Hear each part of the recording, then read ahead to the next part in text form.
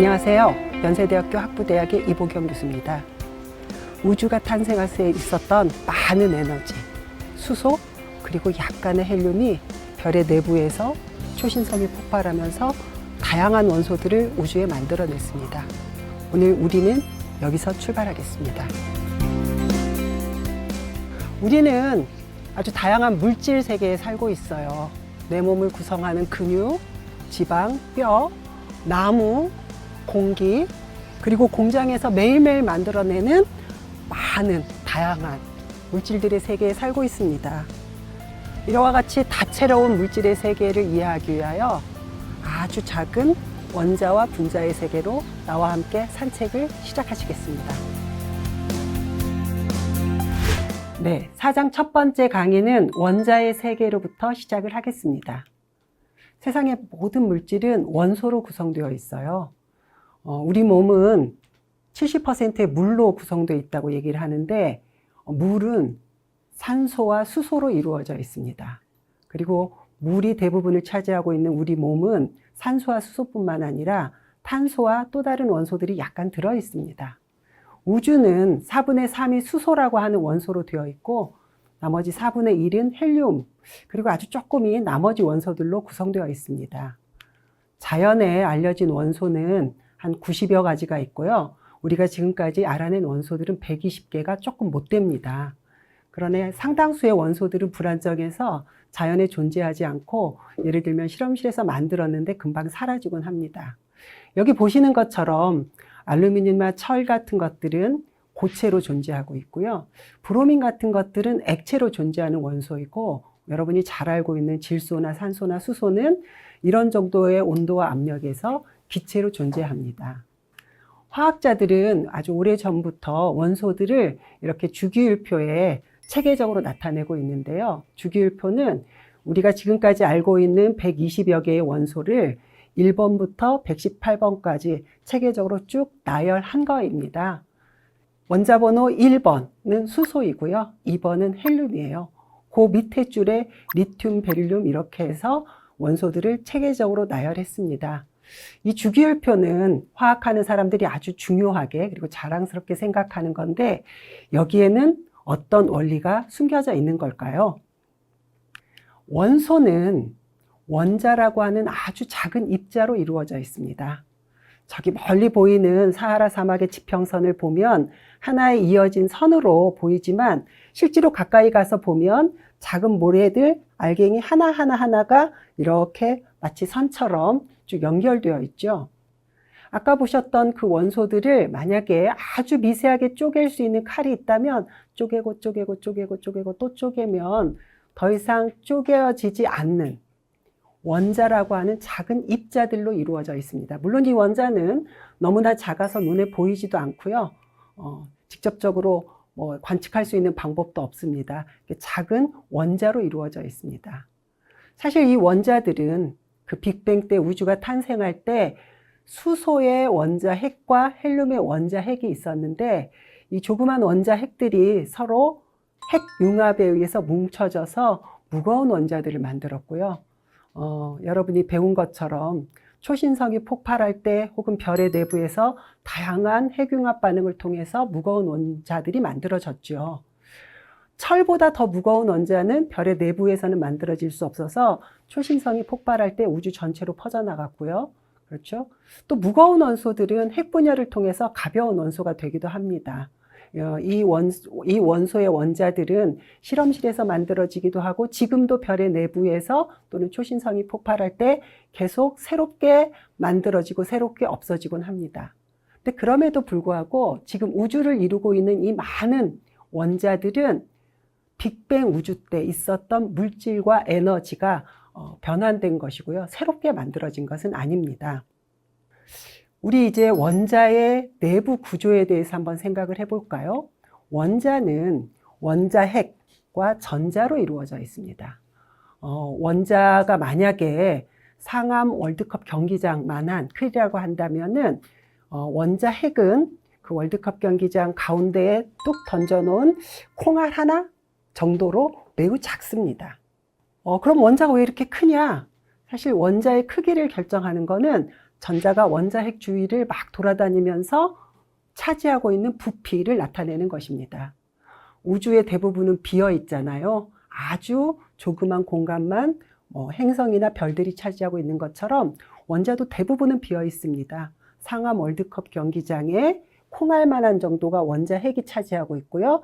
그거보다 훨씬 더 작은 전자가 큰 공간을 꽤 빠른 속도로 돌아다니고 있기 때문에 원자가 꽤 큰 것처럼 느껴지는 겁니다. 원자는 양전하를 띤 원자핵과 음전하를 띤 전자로 이루어져 있는데, 중성인 원자들은 플러스 전하와 마이너스 전하의 크기가 같습니다. 그러니까 전기적으로 중성이죠. 중성인 원자들은 전자 하나를 받아서 음이온이 되기도 하고요. 전자 하나를 잃어서 양이온이 되기도 합니다. 전자를 2개나 또는 3개 얻거나 잃기도 해서 양이온이나 음이온이 되기도 합니다. 원자의 내부 구조에 대해서 어떻게 우리가 알게 되었을까요? 오래전부터 많은 과학자들이 원자의 내부가 어떻게 생겼을까라는 걸 궁금해 했는데요. 그거에 대해서 아마 가장 과학적으로 의미 있는 답을 맨 처음 준 사람이 여기 사진에 보이는 톰슨, J.J. 톰슨인데요. 톰슨은 전자를 처음 발견해서 학계에 보고한 것으로 알려져 있습니다. 이분이 전자를 어떻게 발견했느냐? 저기 보이는 저 사진이 톰슨이 실제로 실험했을 때 한 거랑 상당히 유사한 건데요. 이렇게 석영이나 아니면 경질 유리로 된 이러한 관에 안에 공기를 다 빼고 진공 상태를 만든 다음에 소량의 수소 기체를 집어넣고 캐소드와 에노드, 음극과 양극을 설치하고요. 거기에 고전압을 걸었습니다. 그랬더니 음극 쪽에서 양극 쪽으로 마치 빛처럼 보이는 게 쫙 나왔어요. 많은 사람들은 이게 무엇일까? 빛일까라고 생각했지만 톰슨은 그게 원자를 구성하고 있는 기본적인 입자일 것이라고 생각했어요. 그리고 그게 전하를 띌 수 있을 것이라고 생각했습니다. 우리가 잘 아는 것처럼 우리가 사는 이 세계는 전자 기력에 의해서 지배받는 세계잖아요. 음으로 하전된 입자는 플러스 쪽으로 끌리죠. 마이너스 쪽에서는 밀어내잖아요. 근데 이 물질이 진짜 전하를 떴는지를 확인해 보기 위해서 이 아까 빛 같은 것들이 쭉 흐르는 이 경로에 플러스 극과 마이너스 극을 설치했더니 그 빛처럼 보이는 그 흐름이 플러스 쪽으로 이렇게 휘는 걸 관측했어요. 그건 우리한테 무엇을 의미합니까?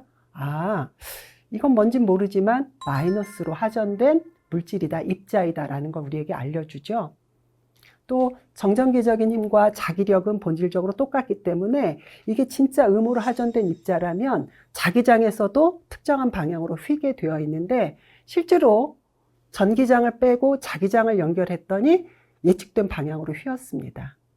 이로써 톰슨은 이거는 물질을 구성하고 있는, 원자를 구성하고 있는 기본 입자이고 그것이 음으로 하전돼 있다라는 걸 알았고요.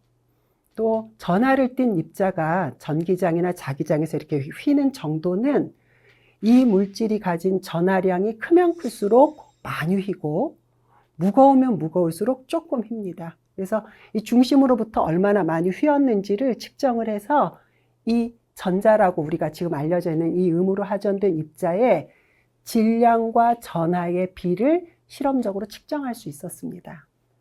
톰슨은 이 물질이 원자를 구성하고 있는 기본 물질인지를 확인하기 위해서 여기에 채워준 아까 수소 기체를 조금 채웠다고 했는데 기체도 바꿔가고 음극과 양극으로 사용한 물질들을 바꿔가면서 실험을 해도 이 나오는 결과, 이 물질이 음으로 하전돼 있고 전하와 질량의 비가 일정한 값을 가진다는 것을 알게 되어서 이 물질은 원자를 구성하고 있는 음으로 하전된 기본적인 입자이다라고 결론을 내릴 수 있었습니다.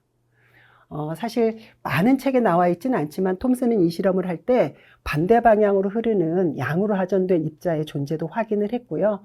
그 물질의 전하와 질량의 비로부터 이 음으로 하전된 입자와 양으로 하전된 입자가 정밀성은 떨어지지만 한 1대 1000쯤 되지 않을까? 이런 측정 값을 가졌던 것 같아요. 그래서 톰슨이 이러한 실험 결과 전자를 발견하고 원자의 모형을 제시했는데, 톰슨이 제시한 모형은 아까 원자는 대충 구형이라고 사람들이 많이 생각하고 있었는데 플러스로 하전된 커다란 공 모양에 마이너스로 하전된 전자가 한 1000개쯤 박혀 있는 그러한 모형일 것이다 라고 원자의 모형을 제시했습니다. 이게 마치 푸딩에 건포도가 박혀 있는 것과 유사하다 해서 플럼 푸딩 모형, 건포도 모형 이렇게 부르기도 합니다.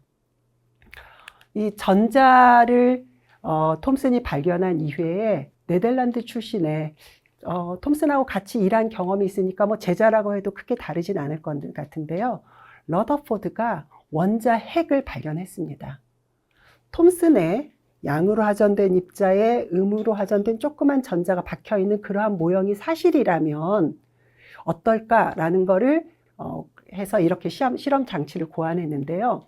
러더포드는 금으로 만든 얇은 금박 포일에다가 알파 입자를 쐈습니다. 알파 입자는 방사능 물질, 에너지가 높은 방사능 물질로부터 나온 거기 때문에 알파 입자는 헬륨의 원자 핵과 똑같은데 이 방사능 물질에서 나오면 굉장히 큰 운동 에너지를 가지고 나옵니다. 그래서 이렇게 빠른 속도로 움직이는 알파 입자가 이 금박 포일에 부딪히게 되면 플럼 푸딩 모델과 같은 원자의 모형이 실제하는 원자를 잘 설명하는 것이라면 아마도 금박 포일을 뚫고 지나가서 직진해서 이 부분에 대부분의 알파 입자들이 도달해야 됩니다.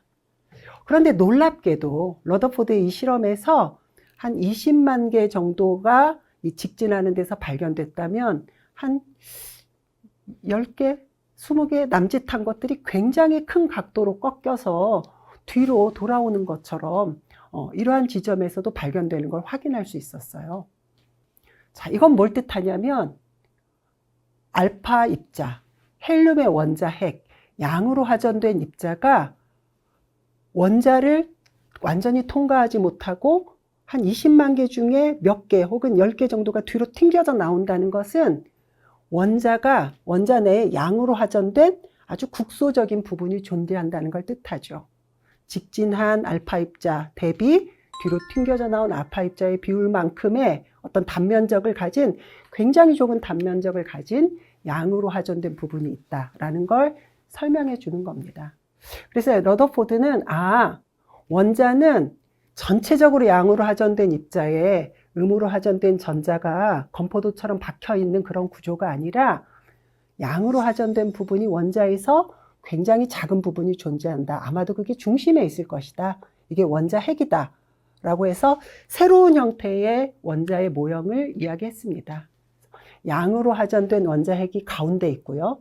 그거는 한 수십만 분의 직경 차이로 하면 수십만 분의 몇 혹은 몇십 정도 되는 그러한 양으로 하전된 원자 핵이 있고 그 주변에 아까 톰슨이 발견했던 전자들이 마치 행성들이 태양 주변을 돌듯이 원자핵 주변을 돌아다니고 있는 이러한 행성과 비슷한 모형을 제시를 했습니다. 얼마 후에 러더포드는 이 핵의 양의 전하를 설명하는 물질이 양성자라는 걸 알게 됐어요.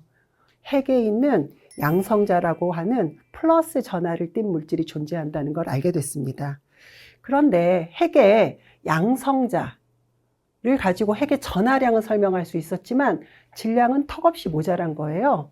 그 이야기는 핵의 양성자 말고 다른 질량을 차지하는 입자가 있다라는 걸 우리한테 암시해 주는데 그 존재가 무엇인지를 실제로 실험적으로 확인을 하는 것은 그 뒤로도 20몇 년이 지났습니다. 체드윅이 핵 안에 들어있는 질량을 차지하는 그러나 전하는 없는 중성자를 발견을 하게 된 거죠. 그래서 지금 우리는 원자는 양으로 하전된 양성자, 전하는 띄지 않지만 질량을 가지고 있는 중성자, 이것이 원자 핵을 이루고 있고 그 주변에 전자, 매우 조그맣지만 상당히 넓은 영역을 돌아다니고 있는 전자로 이루어졌다는 것을 알게 됐습니다. 그리고 전하를 띠고 있는 양성자, 음전하를 띠고 있는 전자. 양성자와 중성자는 질량의 대부분을 차지하고 있고요. 전자는 아까 휩쓸고 다니는 공간이 원자의 부피를 결정해 주긴 하지만 전자는 양성자나 중성자에 비해서 2000분의 1밖에 질량이 없습니다. 거의 무시할 수 있는 질량을 가진 입자라고 할 수 있죠. 이로써 우리는 원자의 내부 구조, 어떠한 물질들로 이루어져 있는가, 그 물질들은 어떠한 특성을 가지고 있는가 하는 것을 알게 되었습니다. 그런데 이 원자 내에서 전자들이 어떻게 존재하고 있고 어떻게 행동할까요? 사실 이거는 굉장히 오랫동안 과학자들에게 중요한 질문이었습니다.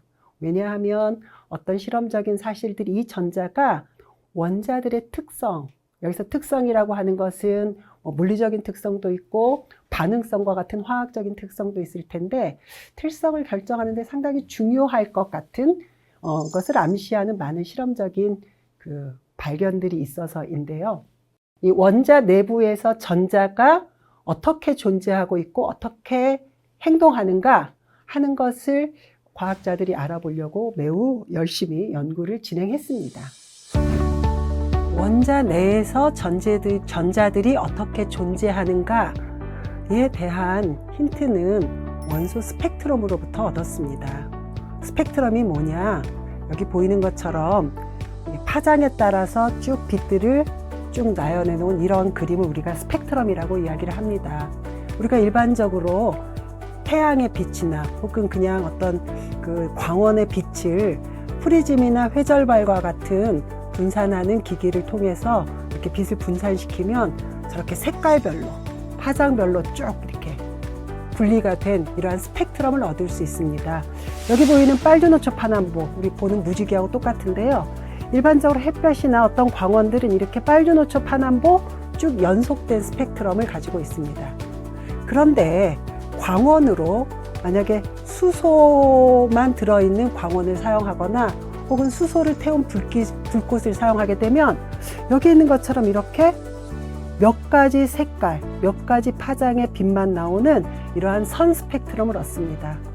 수소뿐만 아니라 모든 원소들의 그 스펙트럼은 몇 가지 색깔, 몇 가지 파장의 빛만으로 이루어진 선 스펙트럼을 나타냅니다. 이 선 스펙트럼이 의미하는 게 뭘까요? 이 선 스펙트럼으로부터 원자 내에서 전자가 이러할 것이다 라고 하는 아이디어를 모델로 만들어낸 건 보어입니다. 네, 보어는 특정한 파장의 빛, 특정한 에너지를 가진 선 스펙트럼이라고 하는 개념으로부터 원자 내의 전자가 여기 보이는 것처럼 이렇게 특정한 에너지를 가진 원 궤도를 따라 움직일 거라고 이야기를 했습니다. 자, 우리 1층, 2층, 3층 중력으로부터 1층, 2층, 3층 이렇게 높아가면 포텐셜 에너지가 증가하잖아요. 그것처럼 원자핵으로부터 일정한 거리 이렇게 있으면 에너지가, 포텐셜 에너지가 이렇게 높아집니다. 그래서 보어는 특정한 포텐셜 에너지, 즉 특정한 반지름을 가진 원 궤도를 따라서 전자가 원자핵 주변을 원운동하고 있고 몇 가지 궤도가 허용되고 있다, 이렇게 본 거죠. 여기서 특정한 에너지를 가지고 있다. 전자 에너지가 어떤 값을 다 가질 수 있는 게 아니라 여기 허용된 특정한 에너지만 가지고 있다. 이걸 좀 다른 말로 하면 전자의 에너지가 양자화되어 있다, 이렇게 이야기를 합니다. 그래서 보어는 이 궤도에 있는 전자들의 에너지도 제한했어요. 여기 보이는 것처럼 1의 제곱분의 R, 2의 제곱분의 R, 3의 제곱분의 R 이러한 에너지를 가지고 이 전자들이 1번 궤도에서 2번 궤도로, 1번 궤도에서 3번 궤도로 혹은 거꾸로 3에서 2번 궤도로 이렇게 전자들이 이동할 때 빛을 흡수하거나 빛을 방출한다 했습니다. 그리고 실제로 이걸 가지고 에너지를 계산을 했어요. 그랬더니 여기 보시는 것처럼 수소의 라인 스펙트럼들이 이 수식에 의해서 계산한 양과 딱 맞아 떨어졌습니다. 보어의 이 모형이 물리학자들이 갸우뚱한 면이 있지만 수소의 선 스펙트럼을 잘 설명함으로써 갑자기 힘을 가지기 시작했습니다. 그런데 보어의 모형은 수소의 선 스펙트럼만 잘 설명할 수 있고 수소보다 조금 더 무거운 헬륨, 리튬은 설명할 수가 없었어요. 결과적으로 보어의 모형은 틀린 거죠. 다만 보어의 모형이 여전히 우리에게 굉장히 유효한 이유는 무엇이냐면 보어가 처음으로 원자 내에 있는 전자들이 가질 수 있는 에너지가 어떤 에너지도 가질 수 있는 게 아니라 특정한 에너지 값, 가진 상태로만 존재할 수 있다. 이게 불연속적이다. 특정한 값만 허용된다. 이거를 조금 학문적인 용어로 얘기하면 양자화되어 있다라고 얘기하는데요. 전자의 에너지가 양자화되어 있다라고 하는 개념을 우리에게 처음 알려준 모형이어서 여전히 의미가 있습니다. 그러나 말씀드린 것처럼 보어의 모형은 실제 하는 전자를 설명하기에 부족한 틀린 모형이고요. 많은 물리학자들의 노력으로 우리는 지금 원자의 내부 구조와 전자들의 존재 형태, 행동에 대해서 꽤 그럴듯하게, 꽤 비슷하게 이해를 하고 있습니다. 지금 우리가 받아들이고 있는 원자의 모형은 양자역학적인 모형이라고 부르는데요. 이 내용은 참 재밌고 우리의 지적인 호기심을 자극하는 주제이긴 하지만 안타깝게도 여기서는 이 교재의 범위를 벗어나서 자세히 설명하기는 좀 어렵습니다. 보어의 모형 이후에 몇 가지 물리학에서 중요한 발전들이 있었어요. 그것들이 우리가 지금 현재 알고 있는 양자역학적인 원자 모형을 낳았습니다. 아마 첫 번째로 드브로이의 물질파 이야기를 해야 될 텐데요.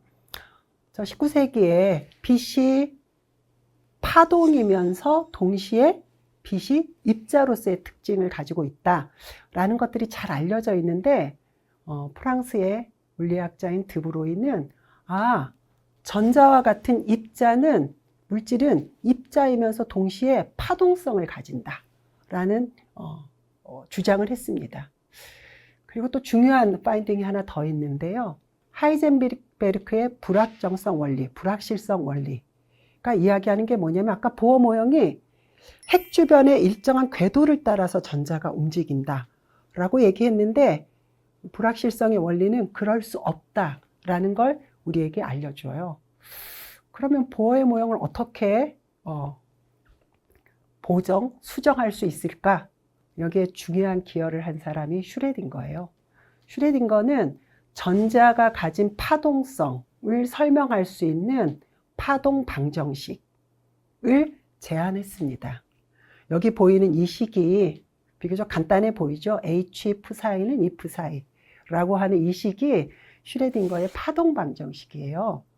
여러분 방정식 많이 배웠잖아요. 중고등학교 때. 물론 이 슈레딩거의 파동 방정식은 조금 간단하지는 않을 수 있어요. 여기 H가 우리가 보통 수학에서 쓰는 연산자인데 저거를 풀었으면 약간 미분 형태로 표시된 꽤 복잡해 보일 수 있는 식이에요.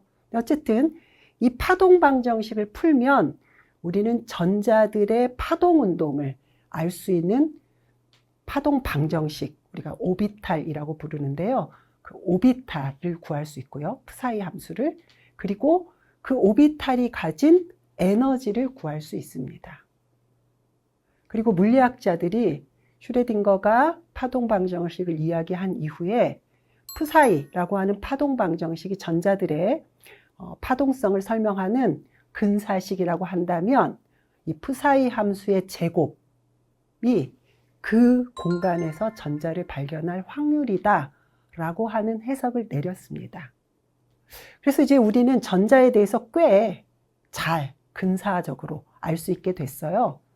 슈레딩거 방정식을 풀어서 프사이 함수를 구하고 그 프사이 함수의 제곱을 구해서 공간적으로 발견할 확률을 구해서 공간에 저렇게 나타나면 저거 전자구름처럼, 그죠? 전자구름처럼 저게 나타나면 저게 바로 전자들이 원자핵이 원점에 있다고 했을 때 전자들이 돌아다니고 있는 공간, 오비탈을 의미합니다. 물론 슈레딩거 방정식은 근사식이기 때문에 슈레딩거 방정식을 풀어서 프사이 스퀘어를 구하면 원점에서부터 굉장히 멀리 떨어져 있는 지점에서도 전자를 발견할 확률이 0이 아니에요. 있어요. 그러나 실제로 전자는 원자 핵으로부터 그렇게 멀리는 못 가거든요. 그래서 저 프사이 스퀘어가 찍은 그 점의 90% 정도가 있는 공간, 우리가 그거를 오비탈이라고 이야기를 합니다. 굉장히 획기적이죠. 그래서 이제 우리는 양자역학적인 모양을 받아들이고 그거의 수학적인 함수를 풀어서 원자 핵 주변의 전자들이 어떻게, 어디에 존재하고 있는지를 확률적으로 알게 됐습니다. 보호의 모형과 지금 우리가 알고 있는 현대적인 양자역학적인 모형의 아마 가장 큰 차이는 전자를 확률적으로만 알 수 있다라는 것을 인식하게 된 거라고 얘기할 수 있어요. 자, 여기 이제 조금 숫자들이 나오는데요. 근데 저 슈레딩거 이퀘이션을 풀 때 세 가지 양자수가 필요합니다. 우리가 N, 주양자수라고 얘기하고요. 두 번째 양자수 L, 이건 가군동량 양자수라고 얘기하고, 화학하는 사람들이 이걸 부양자수라고 얘기해요. 왜냐하면 N과 L이 전자, 오비탈의 에너지를 결정합니다. 세 번째 양자수는 자기 양자수예요. 자, 그런데 이 N과 L과 자기 양자수 ML이 어떤 값을 다 가질 수 있는 게 아니라요. 특정한 조건의 값들만 가질 수 있습니다. 주양자수 N은 1, 2, 3, 4 이렇게 정수값만 가질 수 있어요. 아까 얘기했죠. 이 주양자수 N, 양자역학적인 모델에서 주양자수 N은 보어의 N하고 사실 거의 비슷하다고 할 수 있어요. 첫 번째 껍질, 두 번째 껍질 이런 거하고 비슷한 개념이에요. 원자핵으로부터 전자까지 이르는 거리, 다시 말하면 이 전자의 포텐셜 에너지를 결정하는 가장 중요한 양자수라고 할 수 있는데, 그게 어떠한 값을 가질 수 있는 게 아니라 1, 2, 3, 4 이렇게 정수만 가질 수 있습니다. 두 번째 양자수 L은 N값이 정해지면 N값에 따라서 L값이 정해져요. N이 1이면 L값은 0밖에 안 돼요. N이 2이면 L값은 0과 1, N이 3이면 0과 1과 2, N-1까지 정수만 가질 수 있습니다. 아까 이 L값이 부양자수, 그래서 주양자수 N과 함께 전자의 오비탈의 에너지, 포텐셜 에너지를 결정한다 그랬는데, 이거를 또 오비탈의 다른 관점에서 보면 L값이 달라지면 오비탈의 모양이 달라져요. 그래서 우리가 저 L값은 저 숫자 대신에 오비탈의 모양을 연상시키는 알파벳을 대응시키기도 합니다. L이 0이면 S오비탈, L이 1이면 P오비탈, L이 2이면 D오비탈 이렇게 불러요. 그래서 예를 들어서 N이 2이고 L이 1이면 2P오비탈, N이 3이고 L이 2이면 3D-오비탈 이렇게 부르는 겁니다. 그러면 3F-오비탈은 존재할까요? 또는 1P-오비탈은 존재할까요? 존재할 수 없죠. 왜? N이 1이면 L값은 0밖에 없기 때문에 L값이 1이어야 되는 1P-오비탈은 존재하지 못하는 거예요. 오비탈을 푸는 데 필요한 세 번째 양자수, 자기 양자수는 L값이 정해지면 정해진 값을 갖습니다. L이 0이면 0밖에 안 되고요. L이 1이면 플러스 1, 0, 마이너스 1. L이 2이면 플러스 2, 플러스 1, 0, 마이너스 1, 마이너스 이렇게 플러스 L부터 마이너스 L까지 쭉 정수들과 0을 가지게 됩니다.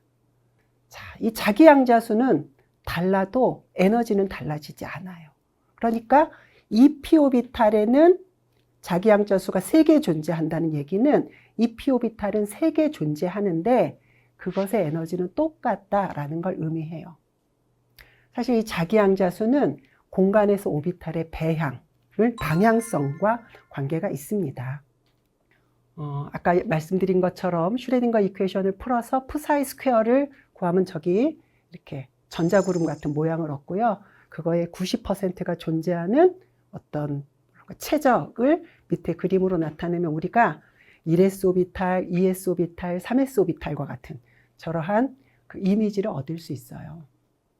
자, 이 그림을 보면 보어가 왜 첫 번째 껍질, 두 번째 껍질, 세 번째 껍질이라고 했는지 좀 이해가 되는 측면이 있습니다. 너무 단정적으로 이야기하는 게 그렇지만. 그리고 p-오비탈은 3개라고 얘기했잖아요. 이 p-오비탈은 모양이 똑같은데 서로 90도 각도로 배향이 달라요. 우리가 진짜 편의상 X축 방향, Y축 방향, G축 방향, 그래서 PX, PY, PG라고 부르기도 합니다. 이렇게 해서 현대 물리학은, 현대 수학은 컴퓨터의 도움을 받아서 오비탈의 모형을 우리에게 이렇게 시각적으로 보여주기도 해요. 인간들이 많이 어떤 물질의 본성에 대해서 이해하게 된 거죠. 자, 그럼 이제 여기 한번 정리해 볼까요? n이 1이면 1s 오비탈, n이 2이면 2s와 2p 오비탈 3개, n이 3이면 3s, 3p, 3d 오비탈 이렇게 가는데 여기에 전자를 어떻게 배치할 것인가, 어떻게 배치될 수 있는가 라는 걸 이야기할 때 우리가 두 가지를 더 추가적으로 고려해야 됩니다. 첫 번째는 아까 오비탈을 풀으려면 3개의 양자수가 필요하다고 했는데 과학자들이 여러 가지 이론적으로 실험적으로 연구를 하다가 전자를 설명하는데 양자수가 하나 더 필요하다라는 걸 알았어요. 이걸 네 번째 양자수는 스핀 양자수입니다. 스핀 양자수는 오비탈과는 상관이 없어요. 그냥 전자들의 스핀 방향하고만 상관이 있고요. 스핀 양자수는 두 개가 있습니다. 플러스 2분의 1, 마이너스 2분의 1. 우리는 이걸 그냥 편의적으로 시계 방향으로 돈다, 반시계 방향으로 본다라고 표현하기도 합니다. 음으로 하전된 전자가 이렇게 회전을 하게 되면 사실 자기장 혹은 을 가지게 돼서 우리가 그거를 윗방향의 화살표, 반대로 돌면 아랫방향의 화살표 이렇게 표현하기도 합니다. 네 번째 양자수가 전자를 설명하는 데 필요하고요. 이제 두 번째는 전자들이 이 에너지가 서로 다른 오비탈에 전자들이 들어가는데 배치되는데 어떠한 원리로 들어갈 것이냐를 이야기할 때 중요한 원리가 파울리의 베타 원리입니다. 파울리의 베타 원리는 전자를 설명하는 데 필요한 양자수 4개, 서로 다른 두 전자가 있다면 이 두 전자를 설명하는 데 양자수가 각각 4개 필요한데 이 4개가 똑같은 서로 다른 전자는 없다는 거예요. 적어도 하나는 달라야 된다. 서로 베타적이어야 된다라는 겁니다. 자, 우리 주민등록번호가 나를 나타내는 디지털인데 나하고 똑같은 디지털을 다 갖는 다른 사람은 없잖아요. 여러분과 똑같은 학번을 갖는 서로 다른 두 사람은 없죠. 학번이 같다면 그건 같은 사람이죠. 똑같은 얘기예요. 4개의 양자수를 똑같이 가질 수 없다라는 거예요. 자, 그럼 이거를 한번 우리가 이 오비탈에 적용을 해볼까요?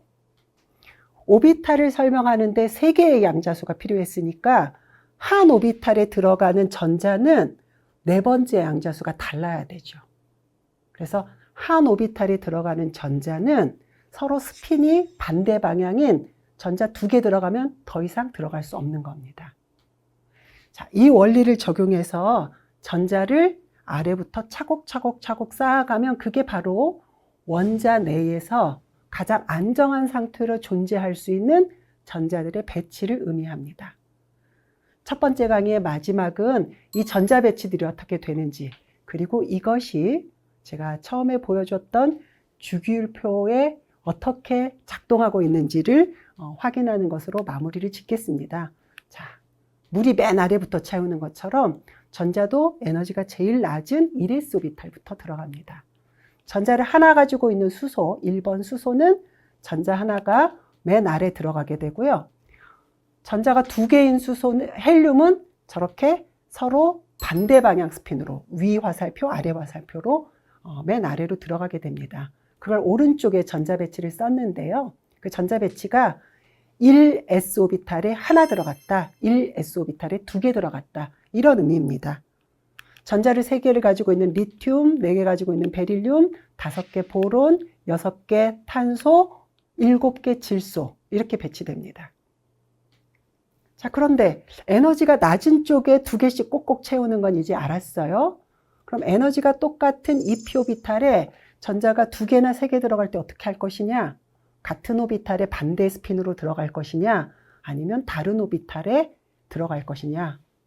이제 우리가 알고 있는 거는 에너지가 똑같은 오비탈, 2p 오비탈, 3p 오비탈, 3d 오비탈에 전자가 2개 이상 들어갈 때는 같은 오비탈이 아니라 다른 오비탈로 들어가고 그때 스핀은 서로 평행한 방향으로, 패러렐한 방향으로 들어간다. 같은 스핀으로 들어간다. 그럴 때 가장 안정한 상태이다 라는 걸 알게 됐습니다. 그거를 훈트의 규칙이라고 얘기해요. 이름이 뭐가 중요하겠습니까? 저렇게 배치된다는 원리를 아는 게 중요해요. 그래서 8번, 9번, 10번. 그러니까 10번은 네온은 주기율표에서 18쪽 맨 오른쪽에 있는 원소예요. 근데 1s 2개, 2s 2개, 잎이 6개. 그래서 오비탈을 꽉 채운, 두 번째 껍질을 꽉 채운 구조고요. 18번 아르곤은 1번 꽉 채우고 2sp 꽉 채우고 3s 3p를 꽉 채운 구조입니다. 이렇게 s오비탈에 2개, p오비탈에 6개를 채우면 매우 안정한, 반응성이 없는 그러한 구조라는 것을 우리가 알게 됐어요. 여러분들 이 전자배치를 조금 더 해보십시오. 전자배치를 하면 이제 우리가 아하, 주기율표에 그런 원리가 숨어 있었구나 하는 걸 알 수 있습니다. 주기율표는 1족, 2족, 3족, 4족에서 18족까지인데요.